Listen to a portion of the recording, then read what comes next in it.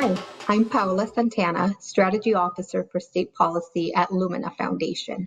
As Lumina works toward Goal 2025, that 60% of working age adults have some form of post-secondary credential, we know that improving outcomes for learners of color, Black, Latino, and Native American students is really critical to helping us reach the national goal and ensuring that we're not perpetuating the inequities that limit economic opportunity for some communities. As we work toward the goal, and in our new strategic plan, Lumina is doubling down on our efforts to address racial inequity and injustice, and we are committed to taking an equity-first approach to all of our work. In this spotlight session, you will be hearing from Dr. Tiffany Jones, Senior Director of Higher Education Policy at the Education Trust, a national nonprofit that works to close opportunity gaps that disproportionately affect students of color and students from low-income families through research and advocacy. Dr. Jones will be highlighting EdTrust's recent report, Hard Truths: Why Only Race-Conscious Policies Can Fix Racism in Higher Education. Welcome, Dr. Jones.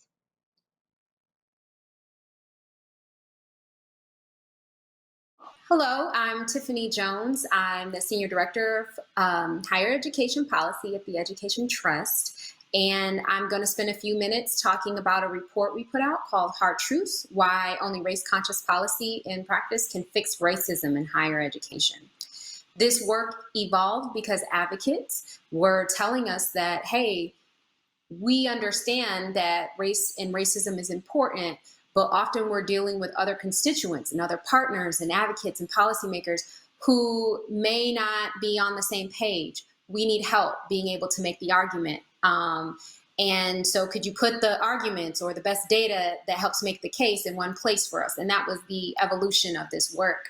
And so one of the things that we do in the report is we provide some examples, and one example from civil rights leaders, and one of the examples is from Martin Luther King Jr., and we specifically targeted him because oftentimes when you want to start conversations about race explicit or race conscious policies, folks sometimes push back and say, well, actually, isn't the right thing to look at someone for the content of their character? Isn't that what Dr. King wanted? He didn't want us focused on race. And so it's important to just arm advocates with a fuller picture of the type of advocacy that Martin Luther King engaged in. And part of that advocacy was calling for actual explicit policies that rights the wrongs of discrimination and slavery, that actually pays the wages, for example, of the unpaid labor of Black people in this country as one example. Again, righting those wrongs are necessary before you get to the point where we can say, actually,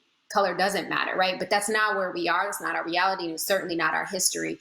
And so it's important because, again, it can help move those and advance those conversations where sometimes Dr. King can be quoted to create barriers from having a more explicit conversation around race. In the report, we also just kind of make three crystal clear, we hope, arguments for why race-conscious policy is necessary. And the first is, higher education has its own racist history in terms of its own policies and practices that exclude students based on race.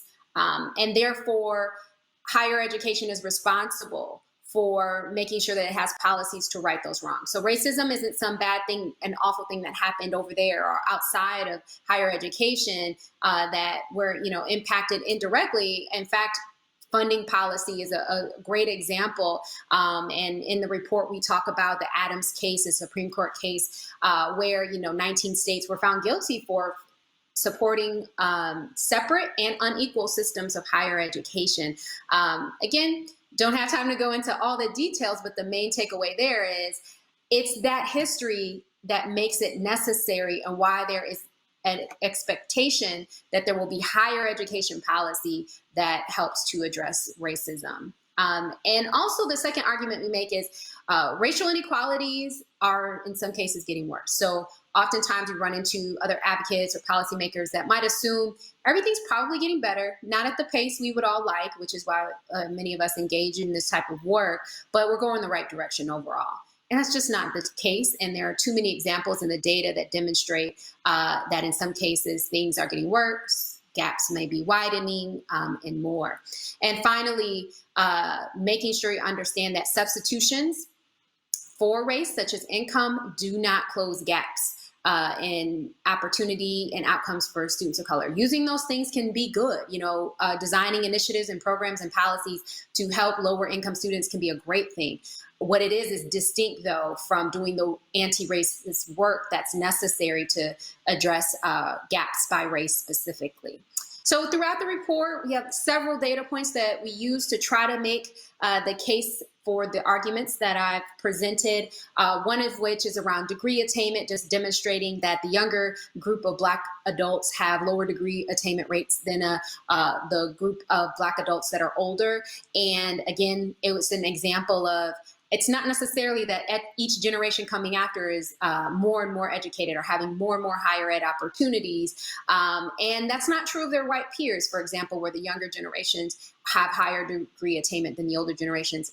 Helps make the point that things in some cases seem to be getting worse. It's not assumed that we're all going in the right direction. If we don't change anything else, we'll still inch along in terms of progress. Also making points that, it's been a lot of research done on the impact of bans on affirmative action, which oftentimes can have an explicit or chilling effect around folks wanting to address race specifically in higher ed. Either it provides cover if they really did not want to. It can create concerns for folks who do want to address race but are concerned about, is this legal? Is this okay? And create barriers for those who say, I want to do it anyway, but run into all sorts of roadblocks from others because they're in again, a context where affirmative action is banned. And the result, of course, most importantly, is impact on access and opportunity for, in the data, Black and Latinx students seem to be particularly impacted. And so, again, another example of making this case around why you can't just use income, right? The income and race are two distinct things that both matter. We look at data disaggregated by race, but within the same income group. And as you can see, especially for this upper middle income group and the lower middle income group, you see that Black students and white students have big differences in college completion, either 15 and 17 percentage point gaps. That's huge. And so if the focus is always on income, you can miss things like that. Also, if you design policies and initiatives with very strict income cutoffs, assuming anyone above that threshold is probably doing okay, you will, again, can perpetuate racial inequity because you're missing out on all of these Black students in this particular example that may be struggling. As you can see, Black students who are from the upper middle income group have lower completion rates than white students from the lower middle income group. And so it's important to keep those things in mind, and just helps make the case of why income and race are not the exact same thing. Another example of that is found with student loan default. I would say this is some of the most startling data in the report because, again, default is the worst case scenario. There's a lot of students who struggle with debt, but default means, 9 months later, you've missed payments. You don't have permission to have not made payments, so it means you're not in deferment. And then, defaulting on your student loans impacts your credit, your ability to purchase a home or buy a car. In some cases, get licensed in your profession or to find a job. And so among this worst case scenario, if you're looking at this very specific, almost, you would assume privileged group of students, in this data, we're looking at students who go to college right out of high school, full time at a 4-year college. Again, knowing who today's students are, that's a very privileged group.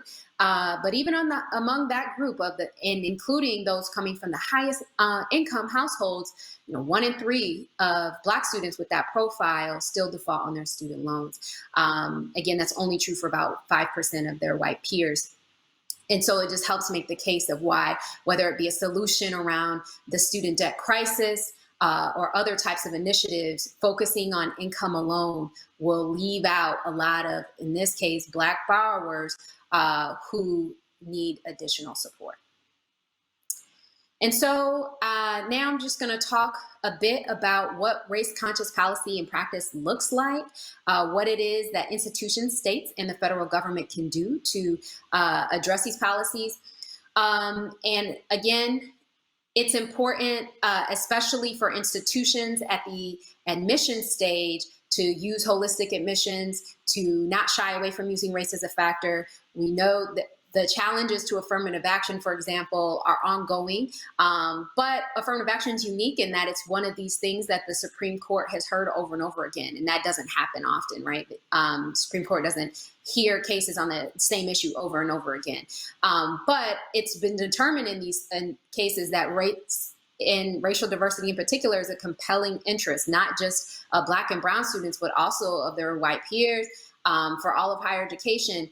And so again, even as it continues to be challenged, there are ways in which colleges and universities can be explicit about paying attention to who they're admitting from where, thinking about what strategies they use to recruit students, and what initiatives they use, again, to make sure they have a diverse pool so that the students they enroll are representative of the demographics of their state, especially at public colleges and universities. One way of tapping into, changing up that makeup has been around eliminating factors that seem to disadvantage Black and brown students, like, overemphasizing standardized tests. Others have gotten rid of legacy admissions, for example. So those are ways in which colleges can kind of revolutionize the admissions process. A lot of movement has happened because of COVID, and it seems as though colleges are reporting that they may keep some of these changes, such as going test optional or test blind, and we'll need further data to really understand the impact on equity in terms of some of those changes. But again, the most important thing is having an eye on being able to provide better access to students of color, but it's also important to address these students and provide them with support once they get on campus. Diversity is not inclusion. They're different.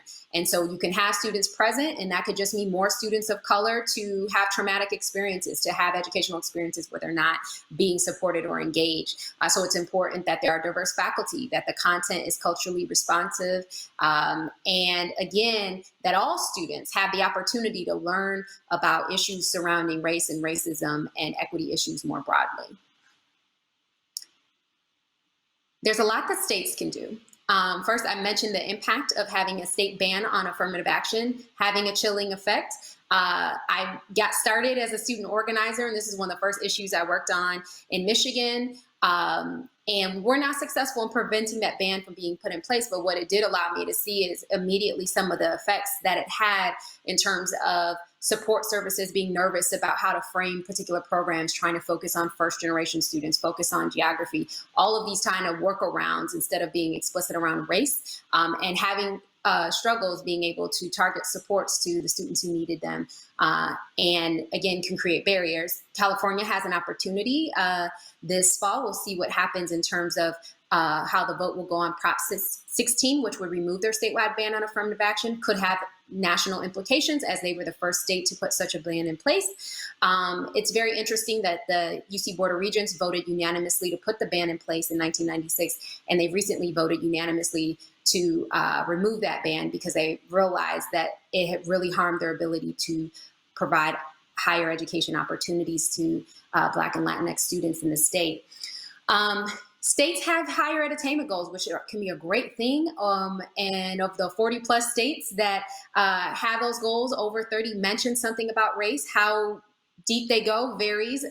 And some from just mentioning, we want to close gaps too, to having fleshed out plans of how they're tracking how many additional degrees they need from Black or Latinx students to meet those overall goals. And so that can be important because it can be a signal and drive resources and strategy in the state. There's also making sure to invest resources in the colleges that are already serving students of color. With affirmative action, a lot of attention can go to colleges that use selective admissions, but most of the students in higher ed attend colleges that aren't selective or are moderately selective. So that means especially Black and Latinx students, Native American students, and Asian students as well. A lot of them attend community college, right? Where it's not about them being highly selective, but it is about them being underfunded perpetually by states. And so that has racial implications because of who attends those colleges. And so, again, funding can be one of the best places, and many states with their outcomes-based funding formulas have tried to integrate some equity metrics. They understand equity matters, but our advice here is one, be explicit about race. Saying you have an equity metric and you only look at income is not the same thing. Also, track the impact of these equity metrics. And there's some research that suggests that you can see increases for some students, like in some cases, Latinx students or low-income students have seen deep increases in access and opportunity as a result of using equity metrics and in a state funding formula, while it's gone down for Black students. So it's important for states to be tracking that information so they can make tweaks along the way. It's important to look at access and completion, not just completion. I know the emphasis is on outcomes, but campuses have never been rewarded for the types of students they enroll, even if they've gotten dollars based off of head count or some other arbitrary formulas. So it's important to also give campuses the opportunity to be rewarded and invested in because of their commitment to provide access to students of color. This really matters because the things that really work around student supports and success cost money. And if they don't have the dollars, it is hard to hold them responsible for the outcomes that we all desire, which would be increased student success and completion. And I will talk just a little bit about federal policy and say that there are examples there. One of the biggest conversations happening now in DC is around what to do about the student debt crisis. Is it a crisis? For whom? And just our advice here is just making sure that whatever policy solutions are on the table, that there are analyses done in advance to understand the benefits, potential benefits to students of color, borrowers of color in particular, especially Black students who seem to struggle so much with debt because of the legacies of slavery and discrimination. White families have 10 times the wealth of Black families. And so that impacts students in terms of the money they had to pay up front for college, and of course their ability to manage debt on the back end. So it's really critical that there aren't super strict income caps, for example, because as we demonstrated in the data, there are middle and upper income students, high income Black students who continue to really struggle with debt management. Also, this idea that around campus racial climate mentioned that, access is not inclusion. And so we hope that institutions will do the right thing and support students, but in many cases they don't. And so someone ought to be holding them responsible.